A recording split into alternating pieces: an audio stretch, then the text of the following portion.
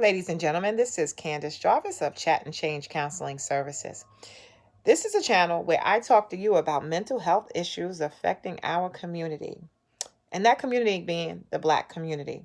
Oftentimes, we don't talk about mental illness in our community, and there's a big stigma that we just don't deal with this issue, particularly in places like the church, where as we have heard that you don't go tell the church, tell people your business. You pray about it. You talk to the pastor.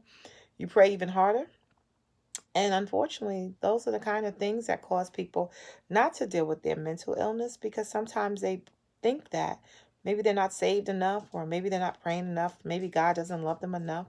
And so they suffer in silence. But I want to talk a little bit about the stigma of mental illness.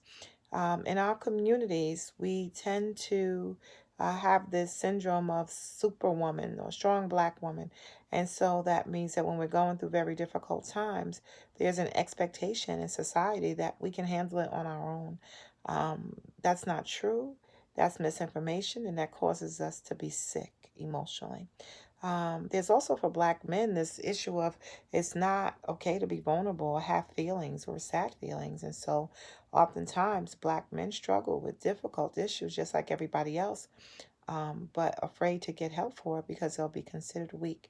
So there's all these things that we deal with in our community, all of these stigmas and fears, and also that society has taken advantage of Black people using science and using us as guinea pigs for studies, and done all kinds of and have done all kinds of horrible things to Black folks um, in when they needed help. And so there's good reason why we haven't dealt with this issue, but it's time for us to deal with it.